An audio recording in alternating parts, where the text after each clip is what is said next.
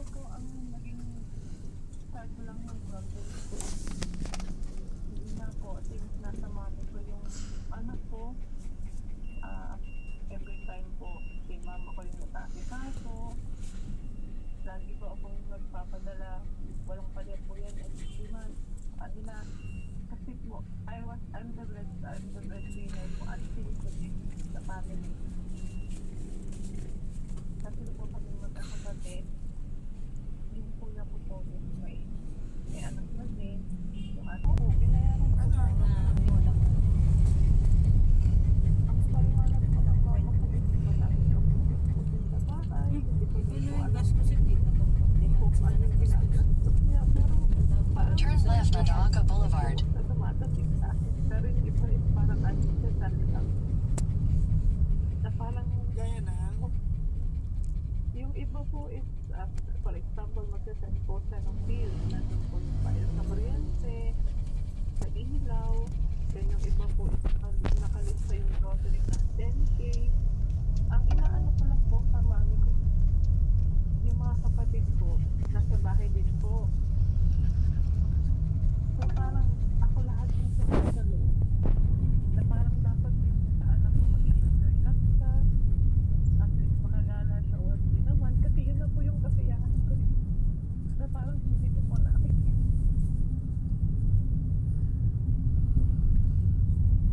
Magtatanong po ako.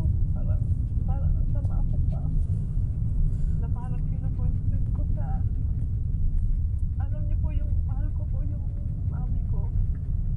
Wala naman po ako. Alam niyo wala naman po akong option. Parang na lang ako nagsasalita. Kasi every time magsasalita ako, may nagbabounce back po sa akin na may one time po na baka daw ginusto ko yung nangyari sa akin. Tapos yung pinakamasakit po siguro na ginawa niya is nagkita po yung anak ko saka yung tatay niya. Pakulong niya. Bakit naman po sana? Di alam ng babae Gusto ko po na siguro na nakita sila. Oo nga, kaya yung magulang, manito. Kasi alam naman na naipakulong dapat. parang at least ako sana magsasabi ng mga bagay na yun sa tamang paraan. Lalaki din naman.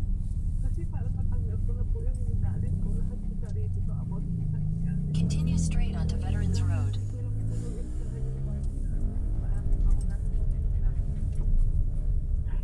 Tita po yung Continue for 800 meters. Sabihin, yung nanay gusto lang po nga rin makuha dun sa ama.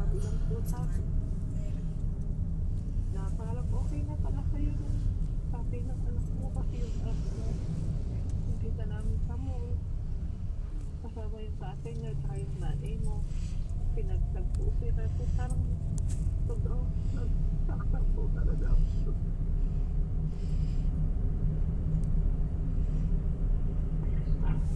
parang ang dami po na ginawa.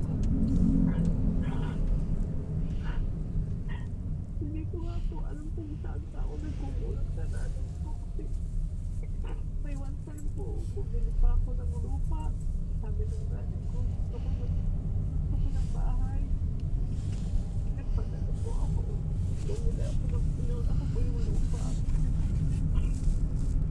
binili ako ng lupa na patigil na ano sa iyan kasi alam ko naman yan yung mga kapatid ko kayo In 400 meters, turn left after Minute Burger onto Maria Rodriguez Tinga Avenue. binenta na po niya Pinenta yung lupa. Ano pa di ba nagdamit? Ganun po. Tapos malalaman ko na lang. Yun po palang mga sinapadala ko is na itutulong niya sa kuya ko. Kaya lang pa po one time binilhan niya ng butol. Kaya ito kailangan wala daw po trabaho si kuya. Wala daw po ibang tutulong. Ako naman po. Yung tatay ko naman po okay naman po kami. Lahat po ng yun. Wala talagang nangyayari. Hindi naman po ako nagtatanong na may pumatik sa akin o something. Pero biniti ko na po sa kanya yun. Ang sa akin lang po, parang nakakapagod po na paulit-ulit. na parang naghihirapan po para sa kanya. Sa kanya, wala pong nangyayari. Gusto ko lang naman po yung good thing para sa kanila. Na sana papaikot nila ng maayos. At least meron po siya. Ang hirap po kumita ng pera sa